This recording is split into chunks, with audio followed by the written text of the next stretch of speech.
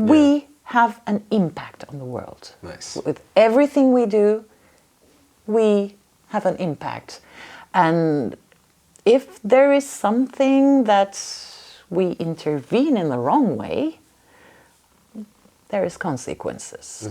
So I think that's what all the conservation studies are about. Not just protecting a single species. You have to think of the habitat, the ecosystem as a whole.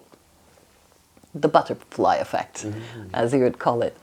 So yeah, we're observing, we're taking down a lot of notes, we're identifying problems, potential problems, and potential solutions. It's like this, whole package, and it's really exciting, I think. A warm welcome, dear dovies, to another entry into the Diary of Volunteers on Earth Hitchhiking Edition. I am now sitting in beautiful Izmir on the Mediterranean coast of Turkey in the cozy living room of my host Deniz. And Deniz is also the guest of this podcast episode today.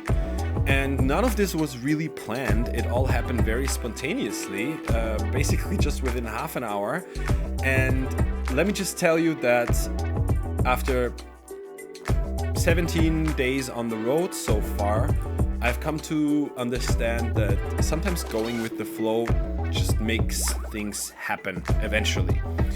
This may sound cliche, but I just really think this is true. And before I get to the episode today, just let me do a bit of housekeeping and start with thanking our sponsors for this podcast episode, Dr. Walter.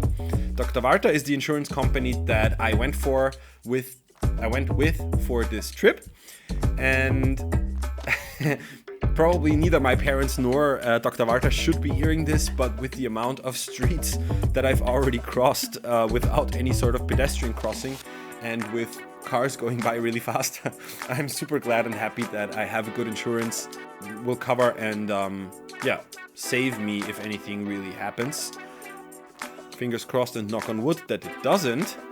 But yeah, if you need more information on the insurances that they offer, that is ProTrip or ProTrip World, please check out the show notes to this episode and click on the link. You will find any information that you need there. And if you decide to go with this, and I highly recommend if you are backpacking, traveling, hitchhiking, volunteering, doing humanitarian aid or whatever, that you really look into getting a travel and health insurance that covers you internationally and also gives you liability insurance like Dr. Walter does, because I think it's just really useful. So make sure to check that out. English speakers, don't go away. I will just address my German-speaking dovies real quick. Wenn ihr euch das nicht auf Englisch anhören wollt, aus welchen Gründen auch immer, müsst ein bisschen Geduld haben, bitte. Ich werde zwar versuchen, dass ich euch hochqualitative YouTube-Untertitel zur Verfügung stelle. Das könnte aber dauern. Ja, Parfait, die Katze, die hier auch wohnt, möchte jetzt gestreichelt werden. Und werde dann auch einen Deep Dive-Eintrag aufnehmen, wo ich dann näher auf die Themen eingehe, die wir in diesem Dive-Eintrag behandelt haben. Das wird dann im Laufe der Woche oder vielleicht allerspätestens nächsten Montag der Fall sein. And now back to English. Yeah, Parfait was, you will see her in the podcast as well. She's a street cat, but she's super nice and she loves me. And before I get to the podcast, just one more reminder about my Patreon page. You will also find the link in the show notes, and Patreon right now is the best way that I have to support me financially a little bit. I am on a very tight budget with just 10 euros a day for food, transport, and accommodation. And I have that on my savings account, no worries at all. But there are some other expenses on this trip, such as SIM cards in various countries, or also if I want to do any sort of sightseeing, that usually costs a bit of money. And if you think this is really brave what I'm doing, or if you just really like my work and want to support me, or if you just have some fuck you money sitting around at home, please click on the link and check out the 3 different tiers that there are. It starts with €4.50, which isn't really a lot in my opinion, but it goes a long way if you want to help me with that. And now on to the episode with Deniz. This was a really amazing conversation. Deniz is a biologist and zoologist, but she also works as a science writer for various publications. And believe it or not, she has translated the graphic novel for Game of Thrones from English into Turkish, which as a Game of Thrones fan, I think is really cool. And I got to know Deniz through MERA, the Mediterranean Education and Research Association. If you are a true Dovi, you might have listened to the Dove entry with MERA, with two of their founding members, Steffi and Moni. And they basically made the connection for me. And like I said in the beginning, this all happened super fast. So I'm extremely thankful. Huge shout out to them and also to one of the other members of MERA, Marie, who, as I understand, has made the connection between MERA and EKAD. EKAD is the organization that Deniz volunteers with, and it's the Ekolojik Araştırmalar Derneği. I hope I didn't butcher that pronunciation too much, but it's basically the Ecological Research Association here in Turkey. I think it was founded in 2003, so it's pretty much 20 years old. And their main focus is on turtle protection and conservation, specifically the caretta turtle. And they work on the Mediterranean coast along between Antalya and Izmir, Belek, basically. But Deniz and I talked about so much more than EKAD and turtle conservation, so I believe this was a really interesting conversation. I learned a lot. There were a few eye-opening click moments. So I'm sure that you guys are going to enjoy this too. And before I go on, please enjoy this Dove entry with Deniz and about EKAD. We're here in Deniz's living room. Deniz, I mispronounced it already, but you told me it's fine. In Izmir, in Karşıyaka district, which is super central. Really nice. It's just a 5-minute walk to the beach. Yes, it's not actually a beach, but you go to the seaside. Fair enough. The coast. And you were nice enough to just, spontaneously host me and agree to do this podcast with me. It was literally a matter of half an hour, I think. From one traveler to another, so. Yeah, and the connection is with the organization that you are involved with, yes, EKAD, and MERA, the organization that I already had on the podcast a few weeks ago. And maybe let's just start with you introducing yourself a little bit and what your background is, how you ended up with EKAD and... That would be a very long story. All right, go for it. We have time. Okay, I studied biology in Ankara, Hacettepe University, and from the moment I entered the university, in my very first year, I heard about those projects that were going on, and I wanted to be a part of it. I've always had this, I would like to do something with my life, feeling, so I started working with them. I just automatically went to now our friend and the head of our society, Ali Fuat. I just knocked on his door and I said, "Hi, I just started this department and I would like to take part in those summer projects." That's how my adventure actually started. The first year, I was involved in a project that was dealing with mosquitoes. That was a really big problem there. And there was this integrated biological management of the population. Anyway, that's how I went to Belek, Antalya. And then the second year, actually around the end of that year, Ali Fuat was working with sea turtles. We did see that Belek had a pristine beach back then. This was about 25 years ago, or even more. So we started up and said, okay, let's take a look at the beach because it looks really good as a sea turtle nesting area. And then we started surveys and figured out that it has a huge potential.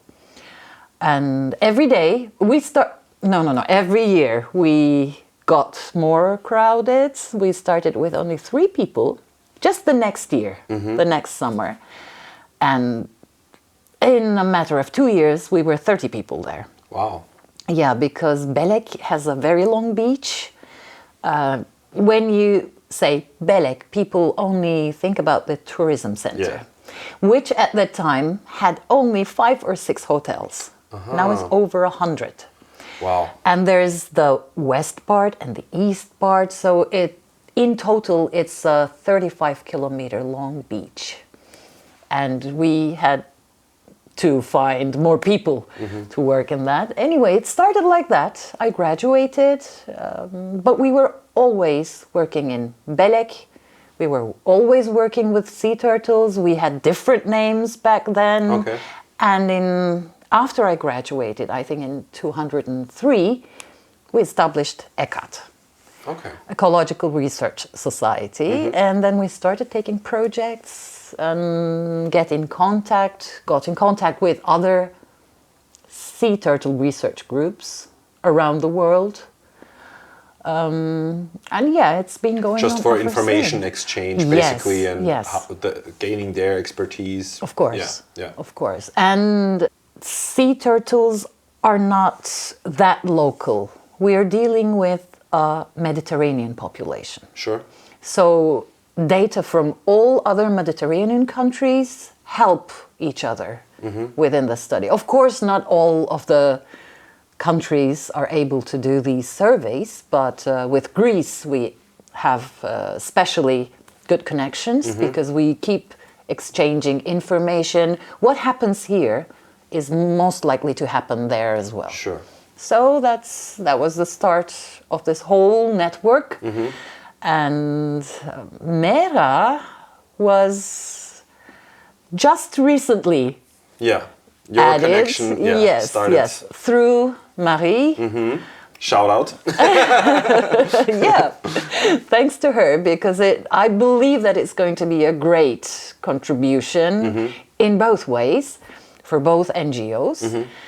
And yeah, I'm super excited about how things are going to go. Do you want to talk about what sort of collaboration and cooperation there is going to be between the two organizations? Well, they are also the Mediterranean Education Association, I think. And research, don't forget the research. Yeah, of course. Education never comes without research anyways. So they're going to be much closer to the Mediterranean.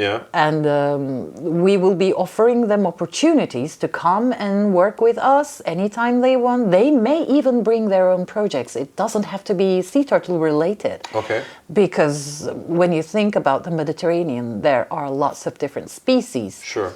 And not just animal species I'm talking about. There are lots of things they can do. Even about the water quality. So, yeah. We talked with Moni and Steffi, also shout out, who were the guests on the Mera podcast. They were talking about, I believe in English it's seaweed biotopes, basically, or that's something that is super important in the Mediterranean especially. It is, because now we have invasive species coming through the channels from the Red Sea part. And it's causing trouble at the moment. I'm sure in time everything will just settle, but for the time being what is happening is new species of seaweed are entering, along with new species of animals, of course, and they are more tropical species, which means they are more tolerant to the high temperatures. And they have higher tolerance ranges, broader ranges. So they are partly slowly taking over the native species. Everything is changing. I'm just thinking of the lionfish. Is that one of those species? Yes. Yeah, I have a tattoo of a lionfish, Really? actually. Yeah. There's a whole story behind that, but we don't have to get into that story. But yeah, that's one of those species that I've learned is super invasive, and I had no idea. It is. Yeah. Okay. That's what makes them invasive. They have higher tolerance levels and broader ranges. They can compete better for food, for shelter. You know, they can just, okay, you move. And they are known to breed much faster and, you know, easier. So they take over. And when you say the seaweed, there are so many species that live on them, feed on them, you know, use them as shelters.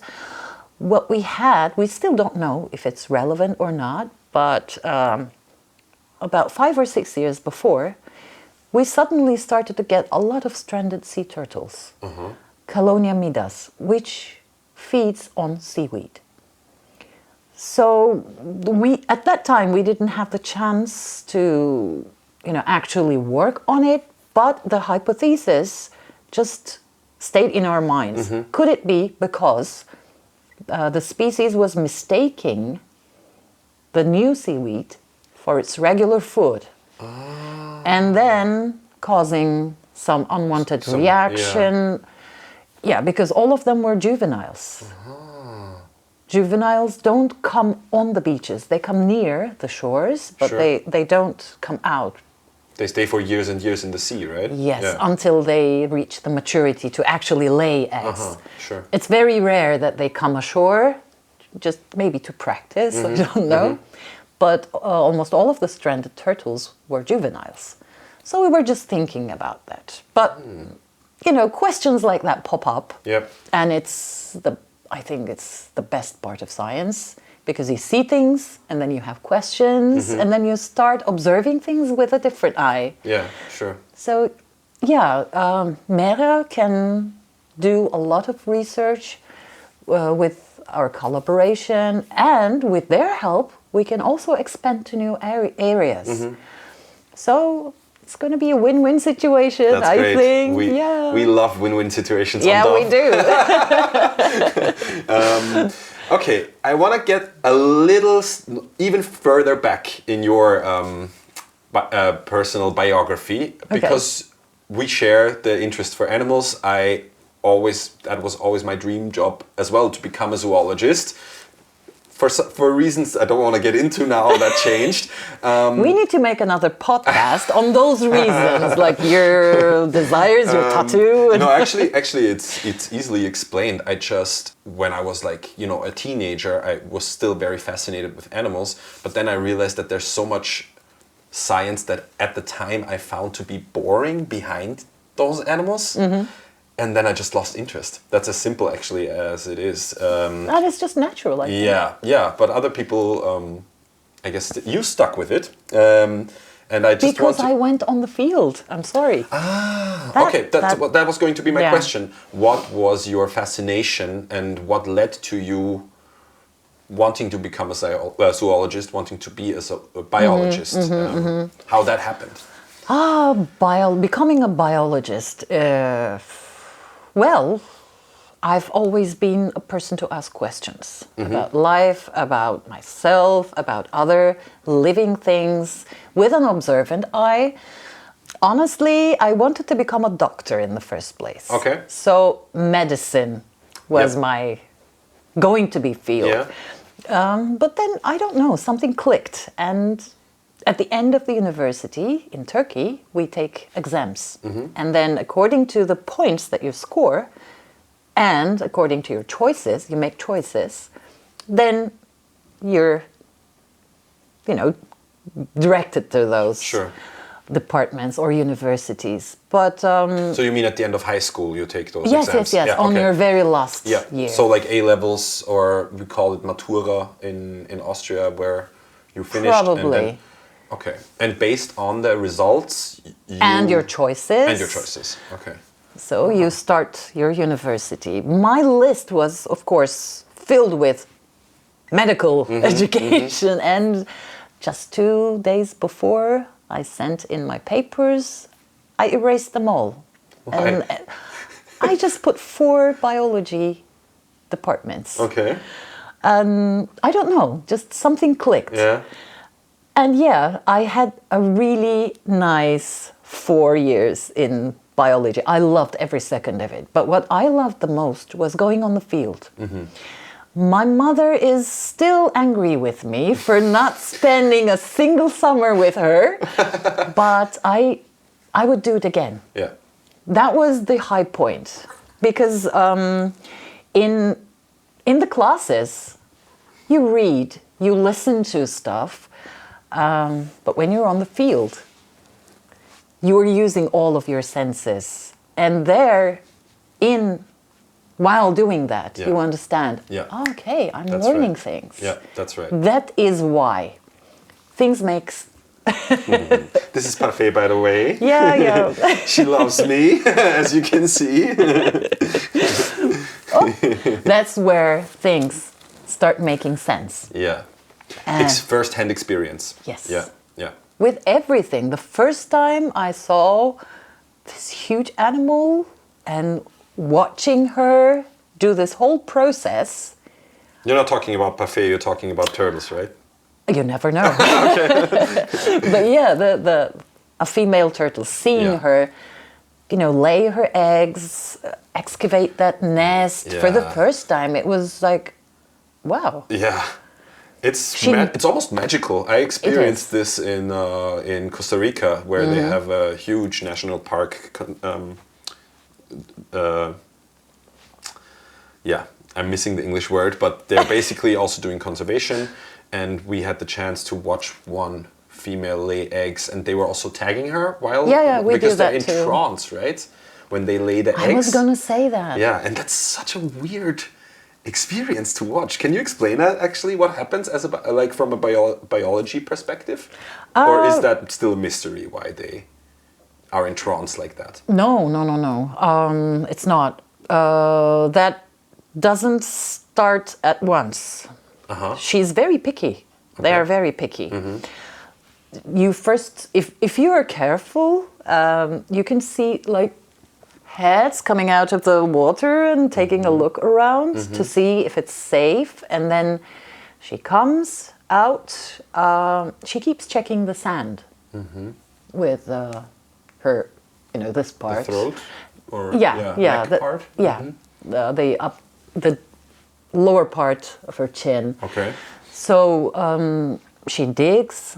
She may not like the scent texture or something.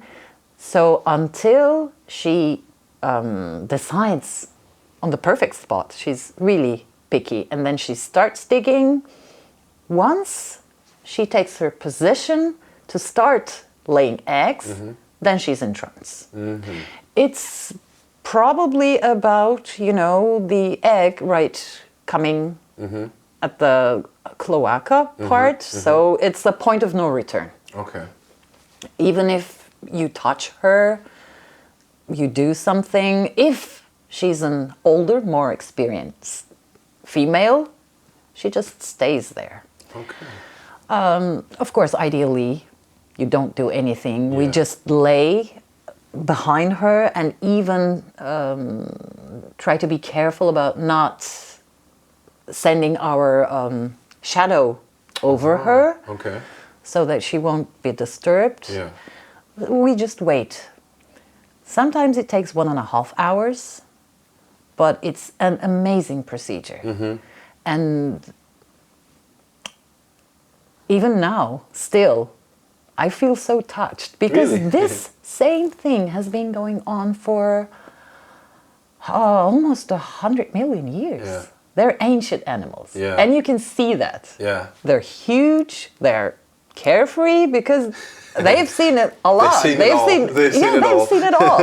Yeah, and they survived everything. And I want to get into that actually, because you are also you're not only a zoologist, biologist, nature conservationist, I guess, but you're also a science writer. You told me, which is super interesting, and especially the project that you're working on now. I don't know how much you can or want to talk about it, but it's basically on the evolution of everything. Of everything. Yes. And what has that sort of research or that work that you've been doing on that project done with you? Like, did you gain a different view of the world? Of course. Yeah. Of course. That is a book that has been written by one of my most precious professors. He has a very distinct place in my mind, in my life, because he was always like the father that I always wanted to have. And he was really helpful. When I was just a student, he stood up for me many times, because even then I was questioning everything, even the methods that the older professors were doing. And which a lot of older professors probably didn't like, I assume. yes, but he did stand up for me, and it was really, honoring at that time. Yeah. But now I know why he did it. Yeah. Because he saw that I was going on that road. Nice. Anyway, now after all these years, being able to work with him on such a project, I'm editing his book, by the way, and it's been the work of so many years. Everything that his lectures, his previous books, my bookcase is filled with his books, all the presentations he gave. It's like his magnum opus. Yes, Yeah. exactly. Yeah. And as I told you yesterday, it's a really different feeling to know that I'm on a level to actually discuss things with him about his book, on his book. So it's like a reminiscence of old times. It's also refreshing a lot of information. I've learned them actually through these years, but seeing them all together, combined in such a way, like brewed all together, it gives you a lot of perspective. Yes. Evolution is not just the evolution of humans. For some reason, people just think of the evolution of humans. Oh, no, yes. it's the evolution of the entire universe. Yeah. That's the best part of the book. He takes it from Big Bang, and we're still not at the human part. Wow. And I'm about halfway on the second volume. Nice. Yeah. Okay. What is something, because this is also something that sometimes even bothers me, this sort of understanding that humanity has about its own position within nature and within evolution and within the universe. We tend to think we're much more important and bigger than we actually are. That's my opinion. Yes. What is something, as somebody who breaks down very complicated, very huge pictures into smaller, chapters and stuff, what is something that you think anybody should think about? In terms of like our position of humanity within nature, within evolution. Okay. All right, there are so many things I can say on that topic. First, it all boils down to our genes. Okay. Do you know about that book, Selfish Gene? No. Genes are really I'll put it in the show selfish. notes. Who's the author? Do you know? I don't remember. Selfish Genes. Yeah, I'll write it down. it's there somewhere. Okay. I'll check in after. Turkish though. But the thing is, genes are really selfish because they are programmed to keep going on, to replicate themselves, to ensure their own survival. Your gene does not care about you. It only cares about itself. So that it stays persistent. It goes on with its existence.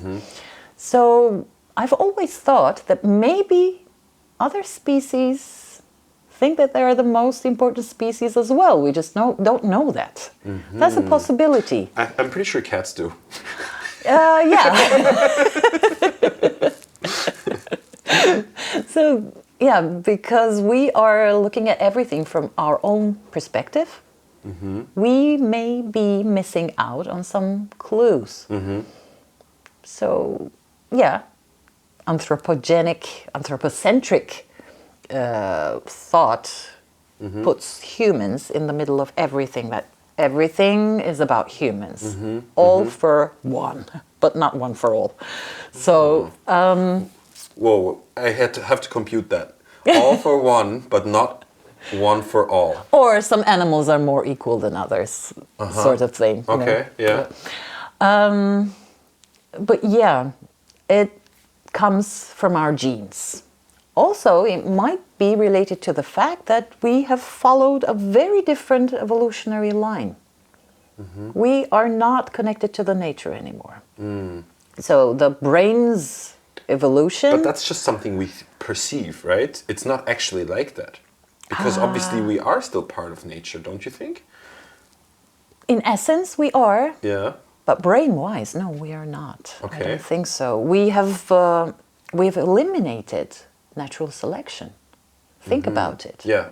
In nature, you don't see crippled babies, very old individuals, very sick individuals.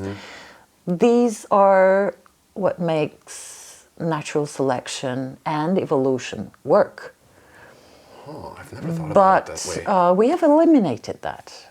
Yeah. You don't see any species that is, 4 or 5 generations living at the same time. But we are. We are, yeah. We are. And because of the way that our brains work at the moment, we have come to a really different point where we have invented technology. Yeah.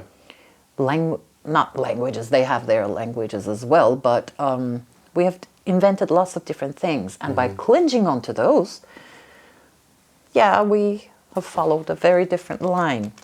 We are not following the rules of nature.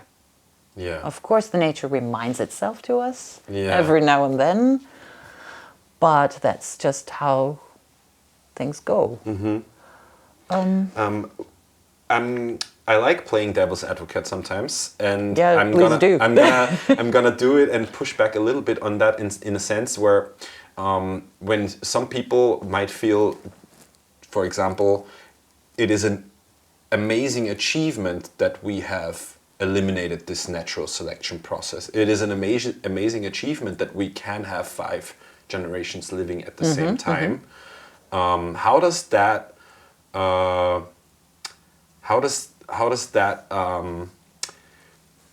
create friction with what nature actually or evolution actually has in mind for us as a species? Does it create friction, or can those two things coexist? Does my question make sense? Deep question, yes, it does, and it's a deep question.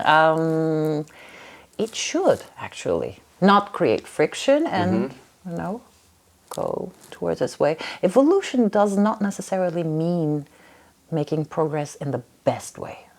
Sometimes you can have disadvantages. It's not a linear way. Yeah, exactly. But it again all boils down to survival. If you have developed seemingly disadvantageous trait, it may come in handy at some other situation. Oh, that's so interesting. Yeah, that's why I'm so interested in that. Of course, if we are following a technological evolution line right now, these are great achievements. They're amazing. We also have our human side, a human conscious. Of course, saving a baby, saving an elderly person, curing diseases. They're amazing, of course. I'm just putting out the facts that nature does not work that way. Yeah. But it will find its way, I think. There is, of course, a friction, but ideally, the evolution, by definition, should find its way somehow. Before I would love to dive much deeper on this, but I think we have to make the turn back. And I'm gonna try by making it. We are obviously, I mean, this is the understanding that I think science just agrees on now, heading towards a cliff where we are eliminating biodiversity as humans. We are changing the climate with our behavior and our achievements, technological achievements, if you want to put it that way. And this is something obviously that EKAD also works on, is the conservation part, is the I read, for example, on your website also that you're this year, I think, starting some projects about pollution yes, on plastic the beaches. pollution, Yeah, plastic awareness. Exactly. What are some things that you think are so important that anybody listening should know about the conservation aspect of EKAD, and also that you as a biologist have found to understand that this is something that... I think it's the same in the entire world. By the way, I have to say that we are only making things faster.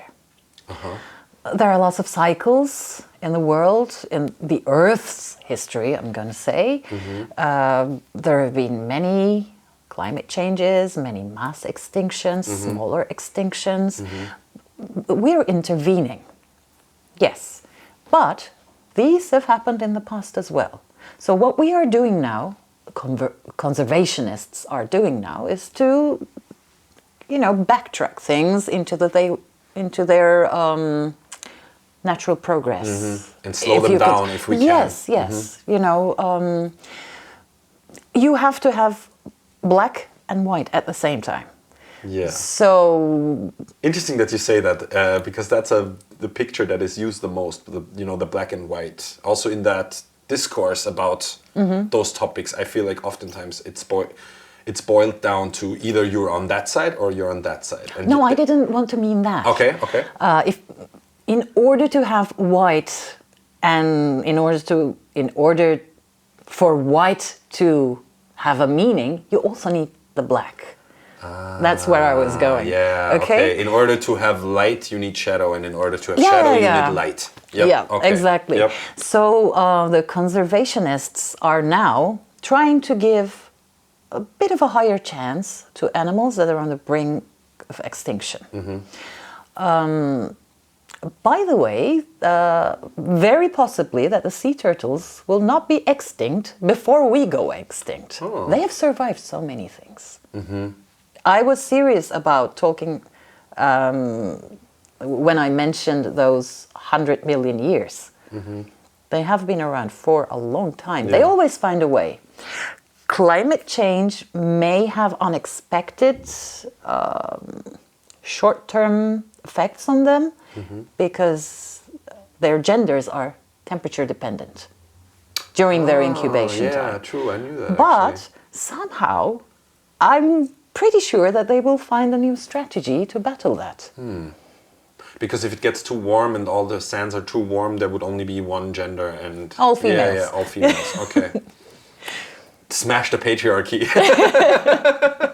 But I am so confident in those animals that they will find a way. Okay. Of course, they will take a hit. The populations all around the world will take a hit. Okay, but that raises maybe a provocative question. Then what is the meaning of the work that, for example, EKAD does?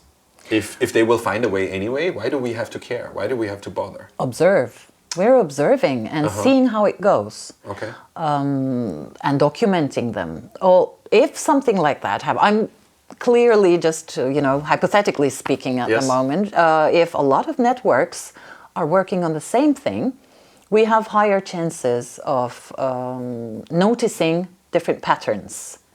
And then by exchanging ideas, okay, so they're moving, maybe they will move northwards. And then, the conservation studies will also move northwards. Sure. It's not about only protecting a species, it's about getting to know them, their ecology, their behavior, which is the most fascinating part. I still burst into tears when I see the first hatchlings come out every summer. It's something really different. Yeah. Not just in an emotional way, but it's like, yes, they did it. Yeah. I had a question, but now I forgot it, I think. We got mixed up with no, don't worry.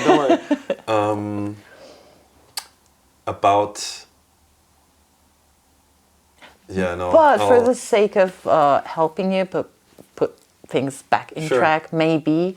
EKAD started with the sea turtles. Also, Mera joined right now. We, together now, we have been building an army of volunteers. Sounds like a threat almost. Really, but it's true. I mean, not all of them continue their work like that, but we are giving approximately 150 new young people the opportunity to have a hands-on experience with the nature. Yep. They see how a conservation project works with good and bad sides. We have a lot of downsides. They see that, and even if 5 of them, choose this way, they may not be working actively, but getting that eye, questioning things, having that click moment that you at some point had, knowing things. I mean, some of them right now, I keep in contact with a lot of our volunteers over the years. Some of them have become archaeologists. Some of them are now working with plants. Some of them are in other countries, even doing seemingly irrelevant jobs, but they have that thing in mind. Like, we have an impact on the world. Nice. With everything we do, we have an impact. And if there is something that we intervene in the wrong way, there is consequences.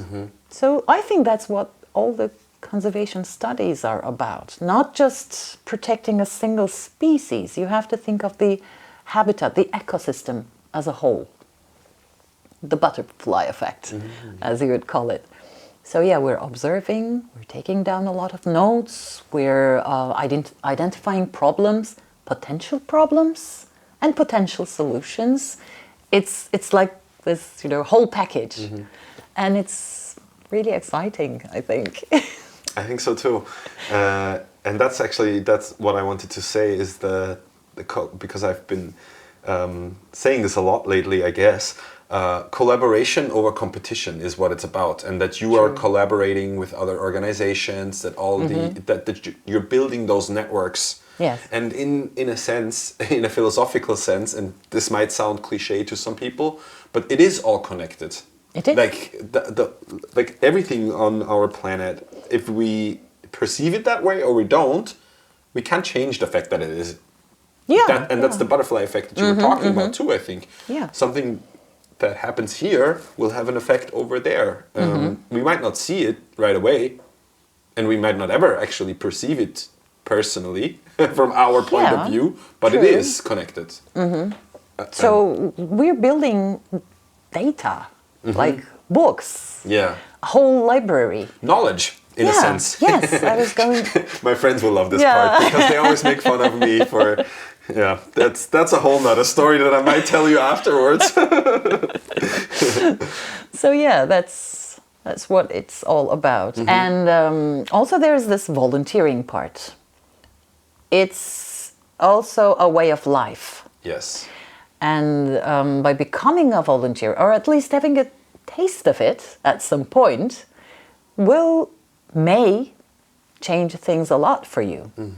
It's really a way of life. It's just about, raising your hand and saying, I'm here. Or, in a broader sense, I'm here too.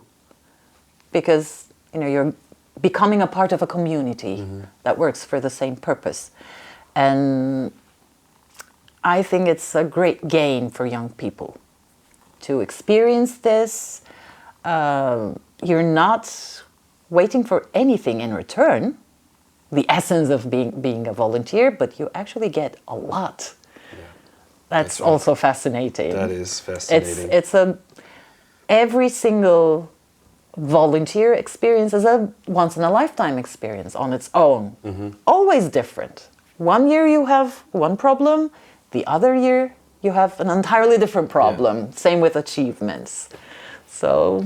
And that's a reoccurring theme for sure on this podcast also, that's just a completely different way, like you said, of living life or of going through this experience that we call the human experience, is where there's not necessarily a material transaction.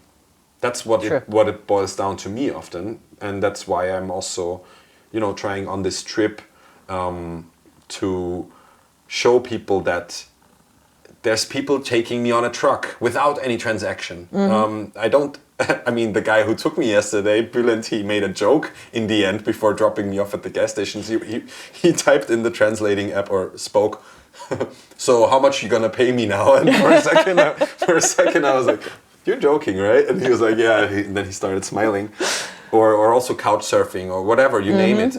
There's not a monetary transaction involved. And I think, and that's also my personal approach and goal, to show that it doesn't have to be like we had it the last 100 years with, you know, the capitalistic system, and without trying to get into politics too much unless you want to.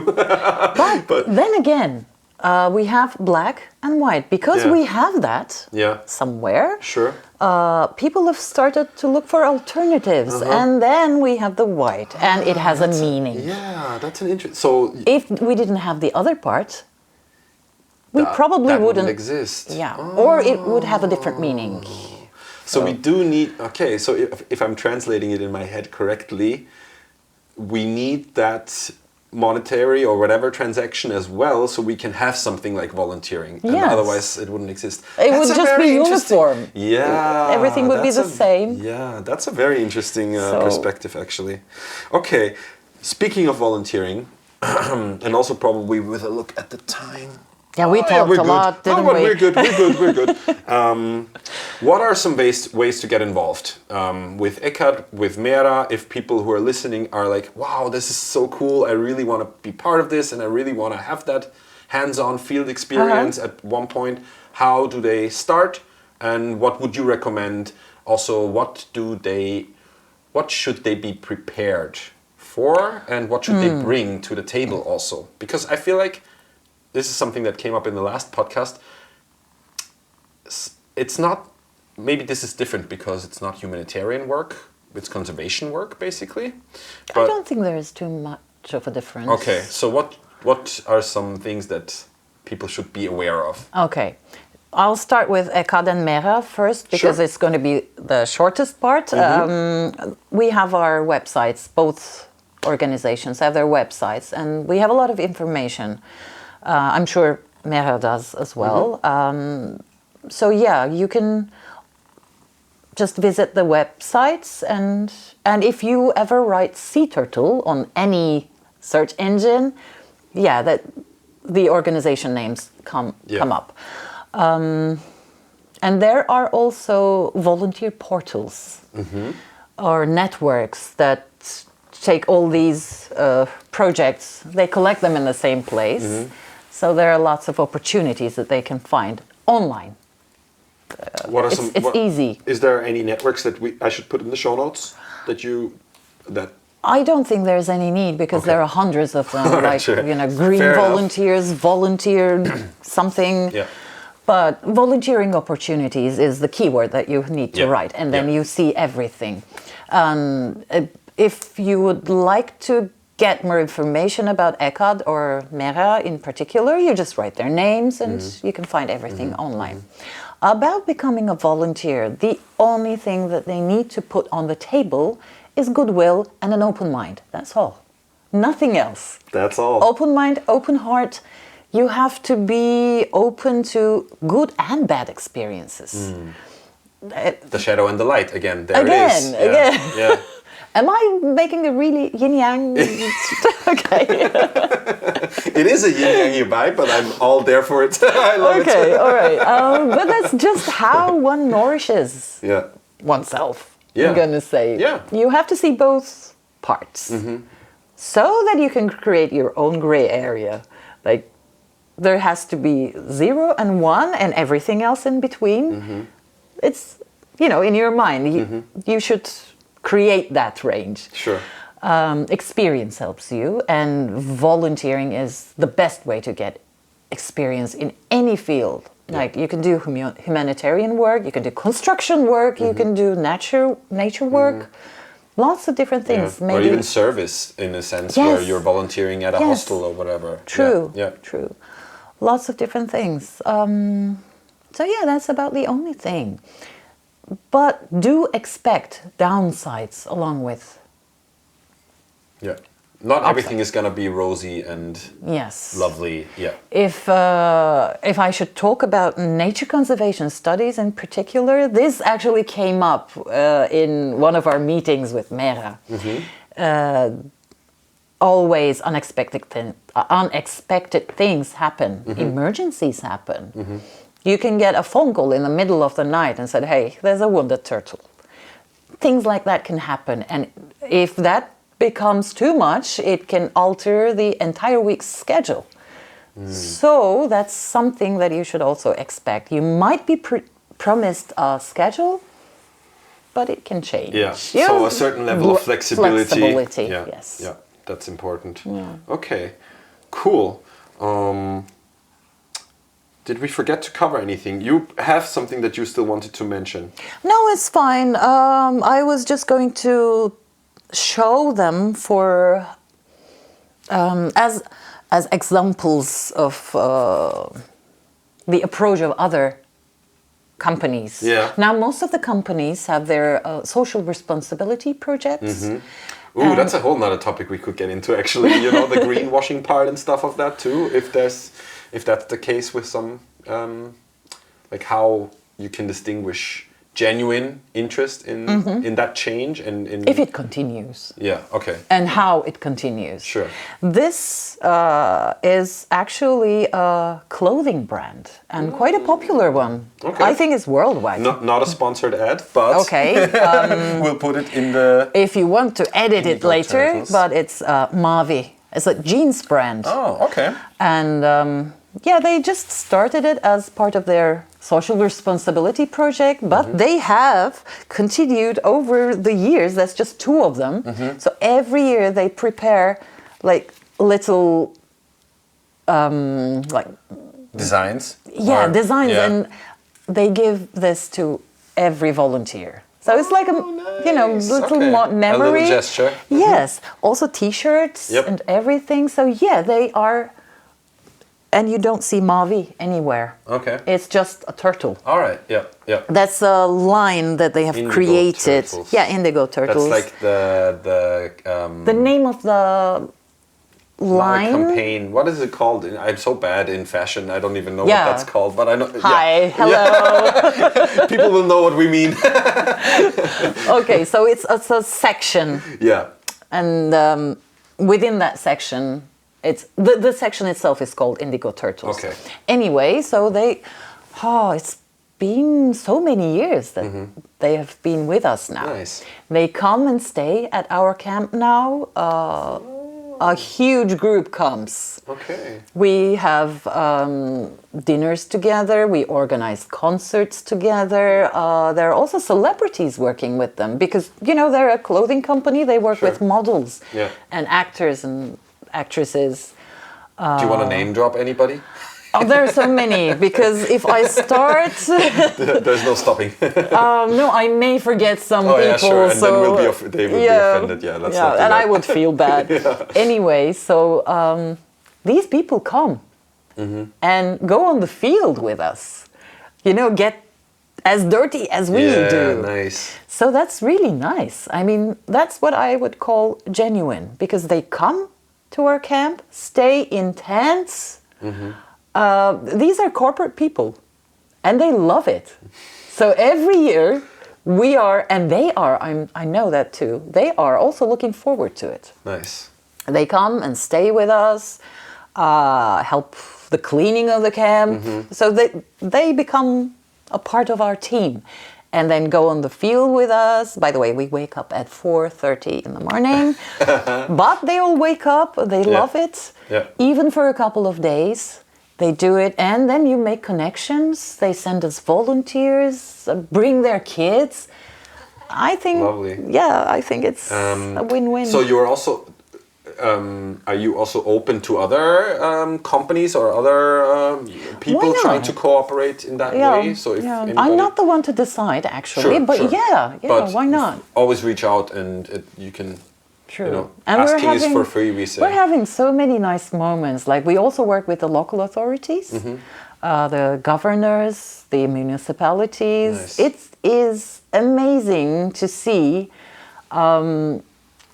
you know, those Opa. really serious people, you know, Yeah. in your mind, they're very serious. Suits and tie people. Yes, but then when they come with you at night to watch a female turtle lay their eggs, they just lay in the sand, holding hands with their wives or husbands, even with their kids. Yeah, nice. Great to and know. also probably shedding the tear when the turtles hatch, maybe, or I don't when know. they're there for that. I don't know. Some of them do. Some of them. Some of them Okay. do. Yeah. Nice. Yeah, it's really nice. And with those baby steps, we have come to a point where now everybody knows about Belek, its association and importance for sea turtles.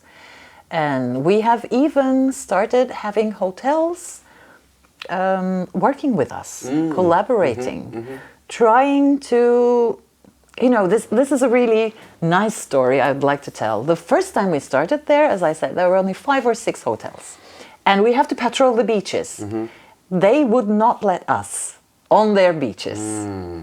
They were like, okay, you have to get to the road, pass the road. They were scared.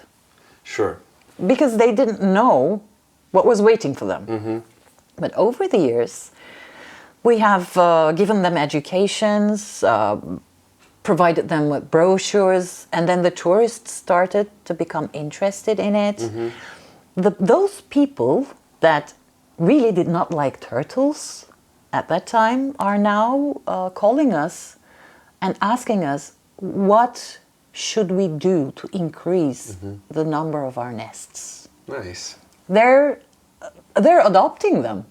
That's Like awesome. our turtles. This is our nest. Yeah. They're calling us and asking, are you sure if everything is going well for our nests, our turtles? That's great. It's great to Yeah. hear that. Yeah. That's an awareness. Sure. Yeah. That's awesome that you were able to, you know, contribute Yeah. in that sense. Cool. And they're even competing with each other. Like, but this is really important, I think. Okay. A hotel, because we visit them regularly, it says, okay, we have only 1 nest, but that one over there has over 10 nests. Why? That's a really nice question, because then he sees that he needs to improve some things. And they're becoming open to these ideas. Of course, they're doing it for economic purposes in a way, but it leads to awareness. So I'm not really questioning that. Okay, that may be to, you know, raise more interest in their visitors' eyes, like in a more touristic way and connect it to economy. But those people are really gaining awareness. They're learning new ways of how to screen lights, how to use landscape elements to reduce the effects of lights. Lights. They distract the turtles, right? Yes, The they hatchlings. disturb them. Actually, not. It Yeah. doesn't come even to the point of distracting. They Sure. disturb them, so they refuse to come on those beaches. Most of them. Yeah, and they started to limit nighttime entry to their beaches and stuff like that. These are baby steps. Maybe they start with a different purpose in mind, but I still think that they are valuable because over the years, these things take time, Sure. but over the years, you see the results and that makes you happy. Yeah. It makes me happy. Yeah. I don't know, maybe I'm too optimistic. No, I don't think so. I think that's... Yeah, no, I don't. I think you're right on the spot. Yeah, okay. Let's wrap it up. Okay. Unless there's something that you still want to have mentioned, get any there. sort of Don't get... too much, too Yeah, many yeah. things. I have 2 questions that I wrap up the podcast with. Okay. The first one is you can send an imaginatory letter dove, you know, like a bird, with a letter to a person in the present, in the past, in the future. Doesn't have to be one person, could also be a group of people. Okay. But what would the content of that letter be? Oh, you should have warned me about this question. if you need some thinking time, we'll just cut it here and then go to the point of where... No, it's nice to feel this, strain on it. I'd probably send an anonymous one to the future saying, we were here, because whoever is going to get that would be doing the same thing that we're doing right now. So it would just be a, hi and high five. All right. Something like that. Interesting. Certainly not an answer that has come up so far. And the second one is much simpler. What's your favorite bird? Upupa. Upupa epops. I've never heard of that bird before. Yeah, you probably have, but it's the Latin name just because I don't know the English name to it, or I don't remember. That's like also the kingfisher. Kingfisher, okay. Yeah. And upupa is which one? Can you describe it, what it looks like? I mean, I can look it up afterwards, but to our listeners who don't know it. We can just take a look on Wikipedia, or just if we write the Latin name, it's going to pop up the English name and the German name anyway. So I'll do it while you explain to me why. Okay. Why Both is that your birds. Yeah. I have a very active imagination. I've always been interested in the fantastic genres, fantasy genres, and they look a lot like they're from fairy tales and mythical or mystical. They're whimsical. I love them. Yeah, they don't look like real birds. They don't look like birds that should exist. Yeah, something like this. For our German listeners, Wiedehopf. And for our English listeners, Eurasian hoopoe. Hoopoe. Yes. I guess it's similar to the Latin name, actually. I would have never known that English name. Cool. But doesn't it look... Yeah, it looks... Yeah. People can look it up, or maybe I'll put a picture in the video or something like that. Yeah. I also like owls, of course. Oh yeah, me too. Baykuş. Yes. Yes, in Turkish. I learned that. And in your language? Oile. Oile. Oile. Mm-hmm. Okay. Oile is the singular. Oilen is the plural. Awesome. Deniz, thank you so much. Thank you so much as well. For recording this, and also for hosting me and being the great host that you are. And for any traveler, for that matter. Yeah, okay. Be careful what you say on the internet. Great, we're going to wrap this up. Thank you so much. All right, thanks. All right, guys, this was the Dove entry with Deniz from EKAD. I really hope you guys enjoyed it. I hope I gave a good picture of what EKAD does here in Turkey, and I also hope you learned one thing or two. We could have probably talked on for hours and hours. We did so yesterday on the balcony and might do that again tonight. We'll see. And yeah, just a quick reminder that if you want any additional information on EKAD or MERA, check out the show notes of this episode. There's also information on all the other things that we mentioned in the podcast, and also the links to the sponsors of this podcast entry, Dr. Warta, and my personal Patreon page. And now, if you didn't know what a hoopoe sounds like, this is what it sounds like.